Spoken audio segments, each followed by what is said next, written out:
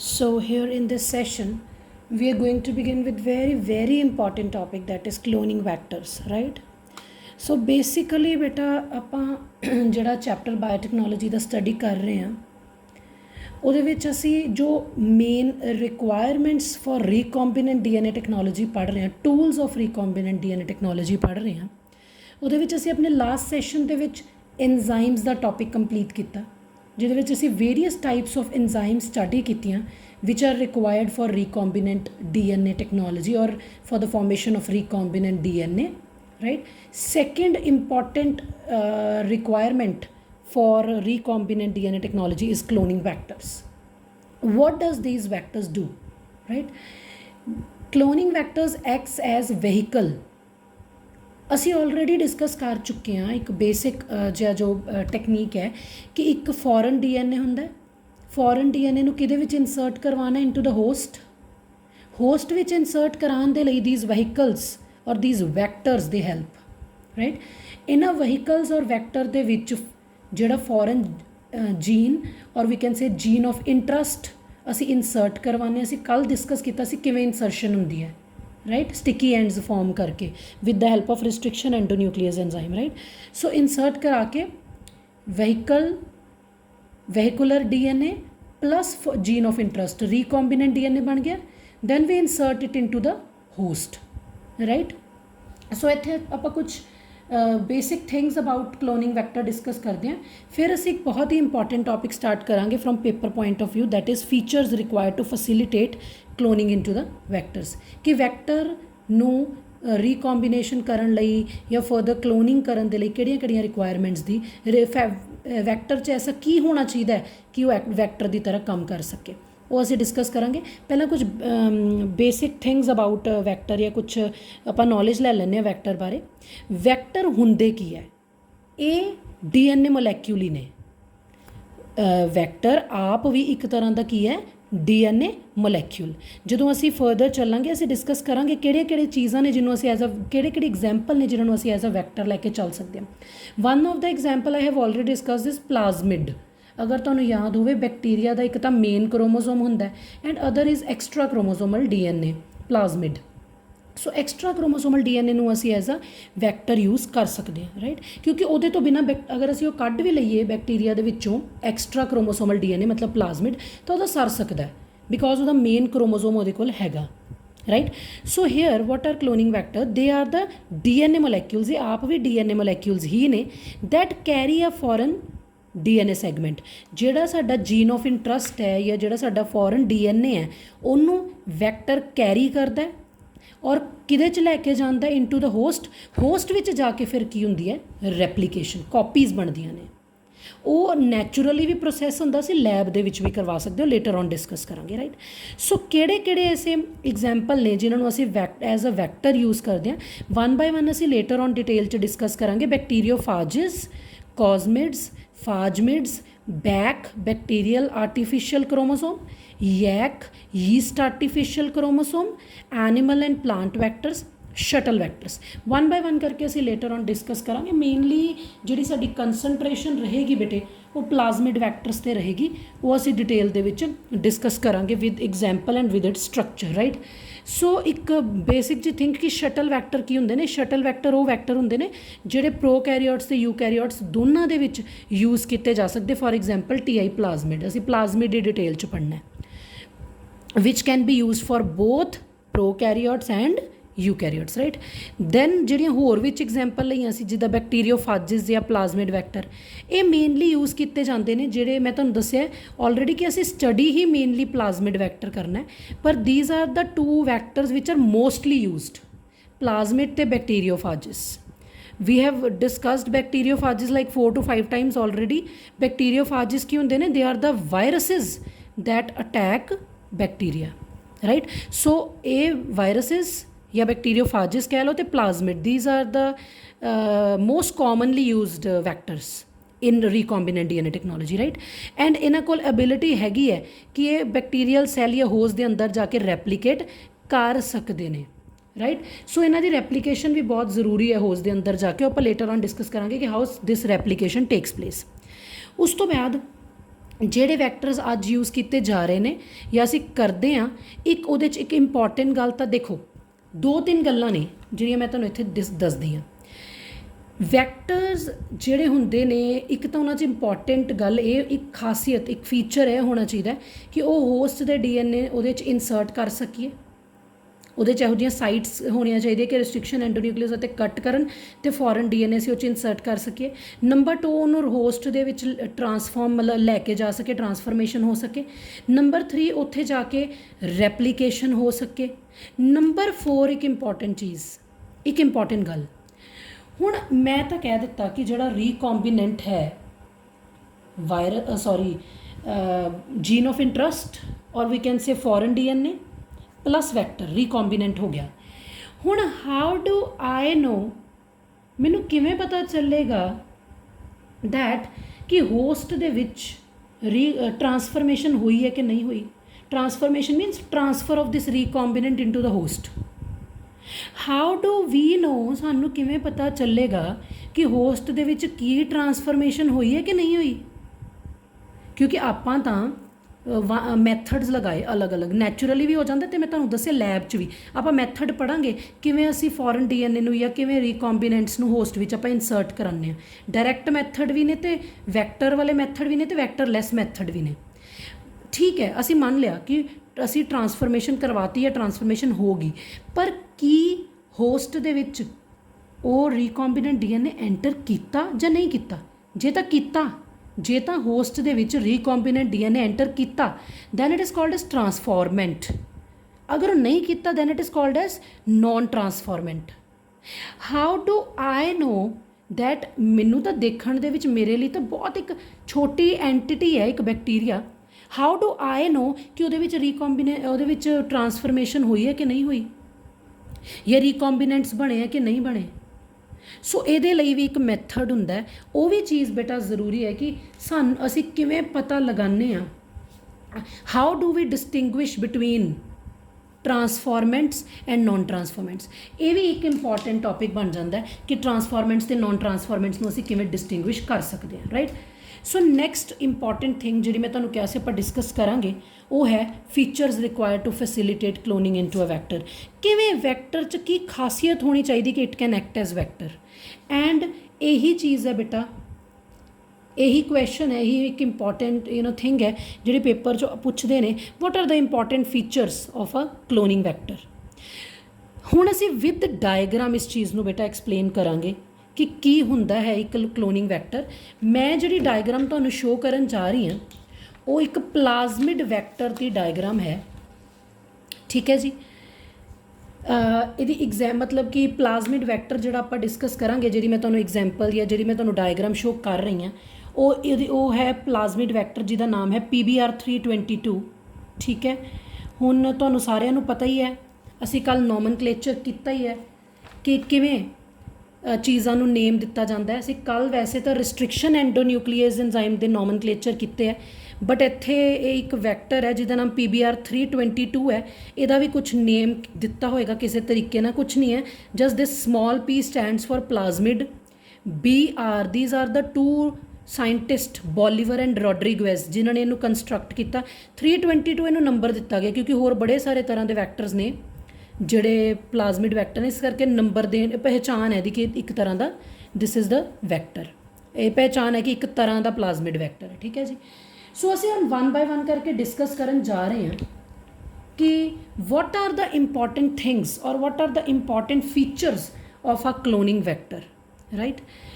First and important thing which is present, which should be present in the vector is this origin of replication, right? See this diagram, ORI, this is origin of replication. ਇਹ vector ਦੇ ਵਿੱਚ ਬੇਟਾ ਉਹ sequence ਹੈ, ਨੇਮ suggest ਕਰ ਰਿਹਾ from where replication will begin, from where replication will start. ਲਿਖਿਆ ਨਾ, ਨਾਮ ਹੈ ਨਾ ਦਾ origin of replication, ਇੱਥੋਂ replication start ਹੁੰਦੀ ਹੈ। And any piece of foreign DNA when linked to this sequence can be made to replicate within the host. ਤੇ ਜਦੋਂ ਕੋਈ foreign piece of DNA ਆਉਂਦਾ ਇੱਥੇ insert ਹੁੰਦਾ ਹੈ ਤਾਂ ये रेप्लीकेशन कर सकता इनटू द होस्ट, और you can simply say ori is the origin of replication. First and most important thing from where replication will begin. And other thing कि जोड़े प्रोकैरियोट्स होंगे ने बेटा उन्होंने इक्को ही ओरिजिन ऑफ रेप्लीकेशन होंदा है. यूकैरियोट्स के केस दे विच मल्टीपल एक तो ज़्यादा तरह के ओरिजिन ऑफ रेप्लीकेशन हो सकते हैं. This is the first feature, right. हुण असीं करांगे second feature of this vector. ये तो मैं स्पैसीफिक एग्जाम्पल बेटा तुहानूं देती ना, लेकिन जनरली सारे वैक्टर 'च ये चीज़ां होणियां जरूरी है. सैकेंड इंपॉर्टेंट थिंग बेटा, सो सैकेंड थिंग इज़ ROP. आ मैं इत्थे डायग्राम च मैंशन किया बेटा. What is ROP? ਇਹਦੀ फुल फॉर्म होंदी है protein of replication. What is ROP? ROP is the protein of replication. की है ROP? Protein of replication. हुंदा की बेटा, ROP ਜਦੋਂ ओरिजिन ऑफ रेप्लीकेशन ਦੇ ਨਾਲ ਹੁੰਦਾ ਨਾ, मतलब ਇਹਦੇ ਨਾਲ ਬਾਈਂਡ ਕਰ ਜਾਂਦਾ, ਤਾਂ ਇਹਦੀ ਇੱਕ ਖਾਸੀਅਤ ਹੁੰਦੀ ਹੈ ਇੱਥੇ ਇਸ ਪੁਆਇੰਟ ਤੇ DNA ਪੋਲੀਮਰੇਜ਼ ਇਹਨੂੰ ਰੈਕੋਗਨਾਈਜ਼ ਕਰ ਸਕਦੀ ਹੈ. DNA ਪੋਲੀਮਰੇਜ਼ ਤੁਹਾਨੂੰ ਪਤਾ ਹੈ ਨਾ, ਪੋਲੀਮਰਾਈਜੇਸ਼ਨ ਕਰਦੀ ਹੈ, ਨਿਊਕਲੀਓਟਾਈਡਸ ਐਡ ਕਰਦੀ ਹੈ. DNA ਪੋਲੀਮਰੇਜ਼ ਇਹਨੂੰ ਰੈਕੋਗਨਾਈਜ਼ ਕਰ ਸਕਦੀ ਹੈ ਤੇ ਇੱਥੇ ਬਾਈਂਡ ਕਰਦੀ ਆ ਕੇ, ਤੇ ਫਿਰ ਰੈਪਲੀਕੇਸ਼ਨ ਦੀ ਹੈਲਪ ਰੈਪਲੀਕੇਸ਼ਨ ਸਟਾਰਟ ਹੋ ਜਾਂਦੀ ਹੈ. मतलब DNA polymerase enzyme recognizes this site and binds here, and replication will begin along with the origin of replication. This is second important feature of a cloning vector. Third बेटा, third is the selectable markers. ये जो मैं लिखी है ना, AMPR, TETR, ampicillin resistance gene ते tetracycline resistance gene. These are the ਸਿਲੈਕਟੇਬਲ ਮਾਰਕਰਸ. ਬੇਟਾ marker ਜਿਹੜੇ ਮਾਰਕਰਸ ਹੁੰਦੇ ਨਾ, ਸਿਲੈਕਟੇਬਲ ਮਾਰਕਰ, ਇਹ ਕਾਫੀ ਤਰ੍ਹਾਂ ਦੇ ਹੁੰਦੇ ਨੇ. ਇੱਥੇ ਜਿਹੜੇ ਅਸੀਂ ਡਿਸਕਸ ਕਰਾਂਗੇ ਉਹ ਐਂਟੀਬਾਇਓਟਿਕ ਰੈਜ਼ਿਸਟੈਂਟ ਜੀਨਸ ਨੇ. ਲੇਟਰ ਔਨ ਅਸੀਂ ਹੋਰ ਵੀ ਡਿਸਕਸ ਕਰਾਂਗੇ. ਪਹਿਲਾਂ ਅਸੀਂ ਇੱਥੇ ਦੇਖਾਂਗੇ ਵਾਟ ਆਰ ਸਿਲੈਕਟੇਬਲ ਮਾਰਕਰਸ. ਬੇਟਾ ਮੈਂ ਤੁਹਾਨੂੰ ਹੁਣੇ ਇੱਕ ਕੁਐਸਚਨ ਪੁੱਛਿਆ ਸੀ, ਜਾਂ ਮੈਂ ਤੁਹਾਨੂੰ ਹੁਣੇ ਇੱਕ ਕੁਐਸਚਨ ਜਾਂ ਇੱਕ ਚੀਜ਼ ਦੱਸੀ ਸੀ ਕਿ ਬੇਟਾ ਮੈਨੂੰ ਕਿਵੇਂ ਪਤਾ ਚੱਲੇਗਾ ਕਿ ਕੋਈ ਹੋਸਟ ਜਿਵੇਂ ਐਸਕੈਰਸ਼ੀਆ ਕੋਲਾਈ ਲੈ ਲਿਓ ਕਿ ਉਹਦੇ ਵਿੱਚ ਟਰਾਂਸਫਰਮੇਸ਼ਨ ਹੋਈ ਹੈ ਕਿ ਨਹੀਂ ਹੋਈ, ਕਿ ਉਹਦੇ ਵਿੱਚ recombinant DNA with jean of interest ਗਿਆ ਹੈ ਕਿ ਨਹੀਂ ਗਿਆ. ਮੇਰੀ ਗੱਲ ਅੰਡਰਸਟੈਂਡ ਕਰ ਰਹੇ ਹੋ? ਜਿਹਦੇ ਵਿੱਚ ਰੀਕੌਂਬੀਨੈਂਟ DNA ਐਂਟਰ ਕੀਤਾ ਹੈ ਜਿਸ ਹੋਸਟ ਦੇ ਵਿੱਚ, that is called as transformant. And ਜਿਹਦੇ ਵਿੱਚ ਨਹੀਂ ਗਿਆ, ਕਿੰਨੇ ਸਾਰੇ ਹੋਸਟ ਨੇ, ਕਿਸੇ ਚਲਾ ਗਿਆ, ਕਿਸੇ, ਹਾਊ ਡੂ ਆਈ ਡਿਸਟਿੰਗੁਇਸ਼, ਅਸੀਂ ਹਾਊ ਡੂ ਵੀ ਆਈਡੈਂਟੀਫਾਈ ਕਿ ਟਰਾਂਸਫੋਰਮੈਂਟ ਕਿਹੜਾ ਹੈ ਤੇ ਨੋਨ ਟਰਾਂਸਫੋਰਮੈਂਟ ਕਿਹੜਾ ਹੈ. ਅਸੀਂ ਨੋਨ ਟਰਾਂਸਫੋਰਮੈਂਟ ਨੂੰ ਐਲੀਮੀਨੇਟ ਕਰ ਦੇਣਾ ਕਿਉਂਕਿ ਲੋੜ ਹੀ ਨਹੀਂ, ਮੈਨੂੰ ਚਾਹੀਦੇ ਨੇ ਸਿਰਫ ਟਰਾਂਸਫੋਰਮੈਂਟਸ. ਤਾਂ ਉਹ ਕਿਵੇਂ ਸਿਲੈਕਟ ਕੀਤੇ ਜਾਂਦੇ ਨੇ? Those are selected with the help of these selectable marker. ਕਿਵੇਂ, ਹਾਊ, ਇਹ ਅਸੀਂ ਲੇਟਰ ਔਨ ਡਿਟੇਲ 'ਚ ਡਿਸਕਸ ਕਰਾਂਗੇ. ਬਟ ਤੁਸੀਂ ਇੱਥੇ ਸਿਰਫ ਇਹਦਾ ਫੰਕਸ਼ਨ ਦੇਖੋ ਕਿ ਇਹ ਜਿਹੜੇ ਦੋ ਜੀਨਸ ਨੇ, ਸਿਲੈਕਟੇਬਲ ਮਾਰਕਰਸ ਨੇ, ਐਂਪੀਸਿਲਿਨ ਰੈਜ਼ਿਸਟੈਂਸ ਤੇ ਟੈਟਰਾਸਾਈਕਲਿਨ ਰੈਜ਼ਿਸਟੈਂਸ, ਹੋਰ ਵੀ ਕਈ ਹੁੰਦੇ ਨੇ. ਇਹ ਮੇਨਲੀ ਹੈਲਪ ਕਰਦੇ ਨੇ ਟੂ ਸਿਲੈਕਟ ਟਰਾਂਸਫੋਰਮੈਂਟਸ ਫਰੋਮ ਨੋਨ ਟਰਾਂਸਫੋਰਮੈਂਟਸ. ਟਰਾਂਸਫੋਰਮੇਸ਼ਨ ਤਾਂ ਸਮਝ ਲੱਗ ਗਈ ਨਾ ਕਿ ਕਿਵੇਂ ਅਸੀਂ ਹੋਸਟ ਦੇ ਵਿੱਚ piece of DNA, foreign piece of DNA insert कराने. Transformation is the process through which a piece of DNA is introduced into the host bacterium, right? Okay. Normally एक गल तुहानूं होर दसदा, एस्कैरिशिया देखो, जे मैं नॉर्मल ईकोलाई का जिक्र करा, ईकोलाई होस्ट, ਉਹਦੇ ਵਿੱਚ नॉर्मली एंटीबायोटिक ਨੂੰ ਰੈਜ਼ਿਸਟ ਕਰਨ ਵਾਲੇ ਜੀਨਸ ਨਹੀਂ ਹੈਗੇ. ਐਂਟੀਬਾਇਓਟਿਕ ਰੈਜ਼ਿਸਟੈਂਸ ਜੀਨ ਅੰਡਰਸਟੈਂਡ ਕਰਦੇ ਹੋ ਨਾ, ਕਿ ਜੇ ਅਸੀਂ ਕਿਸੇ ਚੀਜ਼ ਨੂੰ, ਜਿਵੇਂ ਮੈਂ ਬੈਕਟੀਰੀਆ ਨੂੰ ਐਂਟੀਬਾਇਓਟਿਕ ਮੀਡੀਅਮ ਦੇ ਵਿੱਚ ਗਰੋ ਕਰਾਵਾਂ ਤਾਂ ਉਹਨੂੰ ਰੈਜ਼ਿਸਟ ਨਹੀਂ ਕਰ ਪਾਏਗਾ, ਰੋਕ ਨਹੀਂ ਪਾਏਗਾ, ਐਂਟੀਬਾਇਓਟਿਕ ਉੱਤੇ ਐਕਟ ਕਰੂਗਾ ਤੇ ਬੈਕਟੀਰੀਆ ਈਕੋਲਾਈ ਮਰ ਜਾਏਗਾ. ਪਰ ਜੇ ਮੈਂ ਈਕੋਲਾਈ ਦੇ ਵਿੱਚ foreign gene of interest with the help of vector add ਕਰਾ ਦਾਂ, ਉਹਦੇ ਵਿੱਚ ਵੈਕਟਰ ਦੇ ਵਿੱਚ ਇਹ ਵਾਲੇ ਜੀਨਸ ਨੇ ਐਂਟੀਬਾਇਓਟਿਕ ਰੈਜ਼ਿਸਟੈਂਟ ਤੇ ਟੈਟਰਾਸਾਈਕਲਿਨ ਰੈਜ਼ਿਸਟੈਂਸ, ਇਹ ਹੁਣ ਕਿਹਦੇ 'ਚ ਐਂਟਰ ਕਰ ਗਏ? Into the E coli host. Host ਪਹਿਲਾਂ ਤਾਂ ਐਂਟੀਬਾਇਓਟਿਕ ਨੂੰ ਰੈਜ਼ਿਸਟ ਨਹੀਂ ਕਰਦਾ ਸੀ, ਪਰ ਜੇ ਟਰਾਂਸਫਰਮੇਸ਼ਨ ਹੋ ਗਈ ਤਾਂ ਹੁਣ ਉਹ ਆਮ ਸੌਰੀ ਹੁਣ ਉਹ ਐਂਟੀਬਾਇਓਟਿਕ ਨੂੰ ਰੈਜ਼ਿਸਟ ਕਰੇਗਾ. ਤਾਂ ਹੁਣ ਤੁਹਾਡਾ ਐਸਕਰਸ਼ੀਆ ਕੋਲਾਈ ਨੂੰ ਜੇ ਤੁਸੀਂ ਇਹੋ ਜਿਹੇ ਮੀਡੀਅਮ 'ਚ ਗਰੋ ਕਰਾਉਂਗੇ ਕਿ ਉਹਦੇ 'ਚ ਤੁਸੀਂ ਐਂਟੀਬਾਇਓਟਿਕ ਪਾ ਦੋਗੇ ਤਾਂ ਤੁਹਾਡਾ ਹੁਣ ਜਿਹੜਾ ਈਕੋਲਾਈ ਹੈ ਉਹ ਨਹੀਂ ਮਰੇਗਾ, ਉਹ ਕਿਲ ਨਹੀਂ ਹੋਏਗਾ. ਉਹ ਅਸੀਂ ਹੋਰ ਡਿਟੇਲ ਦੇ ਵਿੱਚ ਇਸ ਪ੍ਰੋਸੈਸ ਨੂੰ ਪੜਾਂਗੇ. ਪਰ ਦੀਜ਼ ਆਰ ਦਾ ਜੀਨ ਵਿਚ select transformants from non-transformants. This is the third important thing. Fourth important requirement or fourth important feature of a vector is recognition sites. आ देखो जिन्ने भी बेटा आप लिखे ना PST1, PVU1, EcoR1, CLA1, HIND3, the BAM-HI, SAL1, these all are the recognition sites. ਹੁਣ ਇਹ recognition sites ਕੀ ਕਰਦੀਆਂ ਨੇ ਸਾਨੂੰ ਪਤਾ ਅਸੀਂ ਕੱਲ੍ਹ ਹੀ ਡਿਸਕਸ ਕੀਤਾ ਹੈ ਕਿ ਇਹਨਾਂ recognition sites ਨੂੰ restriction endonuclease enzymes ਆ ਕੇ recognize ਕਰਦੀਆਂ ਤੇ ਉੱਥੇ ਕੀ ਲਗਾ ਸਕਦੀਆਂ cuts. ਵੈਕਟਰ ਤੇ ਕੱਟ ਲਗਾਉਣਾ ਤਾਂ ਜ਼ਰੂਰੀ ਹੈ ਕਿਉਂਕਿ ਅਸੀਂ ਉਹਦੇ ਵਿੱਚ ਫੋਰਨ DNA ਨੂੰ ਇਨਸਰਟ ਕਰਵਾਉਣਾ ਹੈ ਇੰਪੋਰਟੈਂਟ ਥਿੰਗ ਠੀਕ ਹੈ ਜੀ ਅਸੀਂ ਯੈਸਟਰਡੇ ਡਿਸਕਸ ਕੀਤਾ ਸੀ ਕਿ ਰੈਕੋਗਨੀਸ਼ਨ ਸਾਈਟ ਵਹੀ 4 to 8 ਨਿਊਕਲੀਓਟਾਈਡ ਲੌਂਗ ਵਾਲੀਆਂ ਠੀਕ ਹੈ ਜਿਵੇਂ ਅਸੀਂ ਕੱਲ EcoR1 ਦੀ ਕੀਤੀ ਸੀ GAATTC ਰਾਈਟ ਸੋ ਐਵੇਂ ਦੀਆਂ ਹਰ ਰਿਸਟ੍ਰਿਕਸ਼ਨ ਐਂਡੋਨਿਊਕਲੀਅਸ ਐਨਜ਼ਾਈਮ ਦੀ ਅਲੱਗ-ਅਲੱਗ ਰੈਕੋਗਨੀਸ਼ਨ ਸੀਕੁਐਂਸਿਸ ਹੁੰਦੇ ਨੇ ਜਿਹੜੇ ਉਹ ਜਾ ਕੇ ਰੈਕੋਗਨਾਈਜ਼ ਕਰਦੇ ਨੇ ਤੇ ਉੱਥੇ it made suitable cuts right ਇਹ ਹੋ ਗਿਆ ਬੇਟੇ 4 important requirements of a cloning vector ਤੇ ਜੇ ਅਸੀਂ ਸਪੈਸੀਫਿਕਲੀ ਹੁਣ ਐਗਜ਼ਾਮਪਲ ਲੈ ਕੇ ਡਿਸਕਸ ਕਰੀਏ ਜਿਹੜੀ ਮੈਂ ਡਾਇਗਰਾਮ ਡਰਾ ਕੀਤੀ PBR322 the PBR322 is a plasmid vector. Plasmid ਸਾਨੂੰ ਸਾਰਿਆਂ ਨੂੰ ਪਤਾ ਹੈ ਐਕਸਟਰਾ ਕ੍ਰੋਮੋਸੋਮਲ DNA ਹੁੰਦਾ ਹੈ ਮੇਨਲੀ ਬੈਕਟੀਰੀਆ 'ਚ ਪਾਇਆ ਜਾਂਦਾ ਹੈ ਤੇ ਕਈ ਯੀਸਟ ਦੇ ਵਿੱਚ ਵੀ ਪਾਇਆ ਜਾਂਦਾ ਹੈ ਸਰਕੂਲਰ ਹੁੰਦਾ ਹੈ ਡਬਲ ਸਟ੍ਰੈਂਡਡ ਹੁੰਦਾ ਹੈ ਸੈਲਫ ਰੈਪਲੀਕੇਟਿੰਗ ਹੁੰਦਾ ਹੈ ਮੀਨਸ ਆਪਣੇ ਆਪ ਰੈਪਲੀਕੇਸ਼ਨ ਕਰਾ ਸਕਦਾ ਹੈ ਠੀਕ ਹੈ ਜੀ ਨਾਰਮਲੀ ਮੈਂ ਤੁਹਾਨੂੰ ਆਲਰੇਡੀ ਦੱਸ ਚੁੱਕੀ ਹਾਂ ਇਹ ਬੈਕਟੀਰੀਆ ਦੇ ਵਿੱਚ ਐਕਸਟਰਾ ਕ੍ਰੋਮੋਸੋਮਲ DNA ਦੀ ਉੱਦਾਂ ਬੈਕਟੀਰੀਆ ਨੂੰ ਲੋੜ ਨਹੀਂ ਹੈਗੀ ਪਰ ਉੱਦਾਂ ਬੈਕਟੀਰੀਆ ਕੋਲ ਆਪਣਾ ਮੇਨ ਕ੍ਰੋਮੋਸੋਮ ਹੈ ਅਸੀਂ ਇਹਨੂੰ ਕੱਢ ਵੀ ਲਈਏ ਤਾਂ ਬੈਕਟੀਰੀਆ ਨੂੰ ਕੋਈ ਫਰਕ ਨਹੀਂ ਪਏਗਾ ਪਰ ਜੇ ਅਸੀਂ ਇਸ ਵੈਕਟਰ ਨੂੰ ਜੀਨ ਆਫ ਇੰਟਰਸਟ ਇਹਦੇ ਵਿੱਚ ਪਾ ਕੇ ਫਿਰ ਦੁਬਾਰਾ ਇਹਨੂੰ ਸਕਰਸ਼ੀਆ ਕੋਲ ਜਾਂ ਕਿਸੇ ਹੋਸਟ ਵਿੱਚ ਇੰਟਰੋਡਿਊਸ ਕਰਾਈਏ ਫਿਰ ਉਹਨੂੰ ਬੈਨੀਫਿਟ ਹੋ ਸਕਦਾ ਠੀਕ ਹੈ ਜੀ ਨੈਕਸਟ ਮੋਸਟ ਵਾਈਡਲੀ ਯੂਜ਼ਡ ਜਿਹੜਾ ਬੇਟਾ ਪਲਾਜ਼ਮਿਡ ਵੈਕਟਰ ਹੈ ਠੀਕ ਹੈ ਉਹ mainly most widely use plasmid vector ਜਿਹੜਾ ਸਭ ਤੋਂ ਜ਼ਿਆਦਾ ਉਹ ਇਹੀ ਹੈ PBR322 ਯਾਦ ਰੱਖਿਓ ਬੇਟਾ ਨੈਚੁਰਲ ਨਹੀਂ ਹੈ it is a artificial cloning vector ਜਿਹੜਾ ਲੈਬ 'ਚ ਕੰਸਟਰਕਟ ਮੈਂ ਪਹਿਲਾਂ ਹੀ ਕਿਹਾ ਸੀ ਬੋਲੀਵਰ ਤੇ ਰੋਡਰੀਗਵੇਜ਼ ਨੇ ਇਹਨੂੰ ਕੰਸਟਰਕਟ ਕੀਤਾ ਨੈਚੁਰਲੀ ਵੀ ਪਲਾਜ਼ਮਿਡ ਹੁੰਦੇ ਆ ਬੇਟੇ ਬਟ ਦਿਸ ਇਜ਼ ਦਾ ਜਿਹੜੀ ਆਪਾਂ ਐਗਜ਼ਾਮਪਲ ਲੈ ਕੇ ਚੱਲ ਰਹੇ this is the artificial cloning vector Bolivar ਤੇ ਰੋਡਰੀਗਵੇਜ਼ ਨੇ 1977 ਦੇ ਵਿੱਚ ਇਹਨੂੰ ਡਿਸਕਵਰ ਕੀਤਾ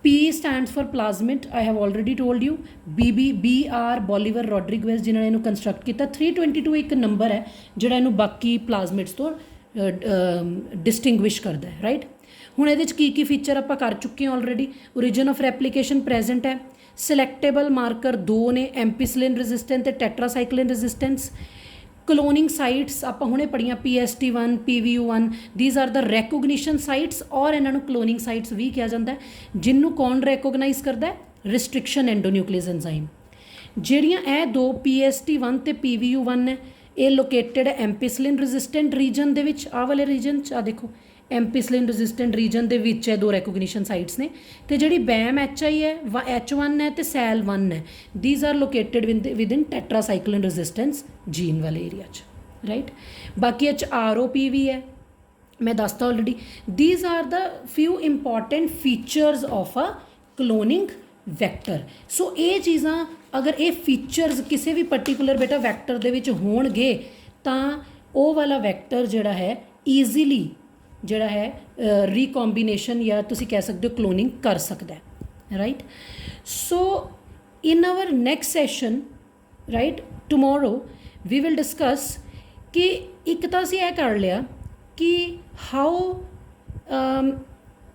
ਟ੍ਰਾਂਸਫੋਰਮੇਸ਼ਨ takes place with the help of vectors but how can we recognize ਕਿ ਕਿਹਦੀ ਟ੍ਰਾਂਸਫਰਮੇਸ਼ਨ ਹੋਈ ਹੈ ਕਿਹਦੀ ਨਹੀਂ ਹੋਈ ਇਹ ਅਸੀਂ ਕੱਲ੍ਹ ਡਿਸਕਸ ਕਰਾਂਗੇ ਰਾਈਟ ਕਿ ਕਿਹਦੀ ਟ੍ਰਾਂਸਫਰਮੇਸ਼ਨ ਹੋਈ ਕਿਹਦੀ ਨਹੀਂ ਹੋਈ selection of transformants from non transfer ਕਿਹੜੀ ਮੈਥਡੋਲੋਜੀ ਹੈ ਜਿਹੜੀ ਅਸੀਂ ਯੂਜ਼ ਕਰਦੇ ਹਾਂ ਕਿ ਵੀ ਟ੍ਰਾਂਸਫਰਮੇਸ਼ਨ ਹੋਈ ਹੈ ਕਿ ਨਹੀਂ ਹੋਈ ਦਿਸ ਵੀ ਵਿਲ ਡਿਸਕਸ ਟੁਮਾਰੋ ਠੀਕ ਹੈ ਟਿਲ ਟੂਡੇ डिटेल ਦੇ ਵਿੱਚ ਅਸੀਂ ਡਿਸਕਸ ਕਰ ਲਿਆ what are the various features of a cloning vector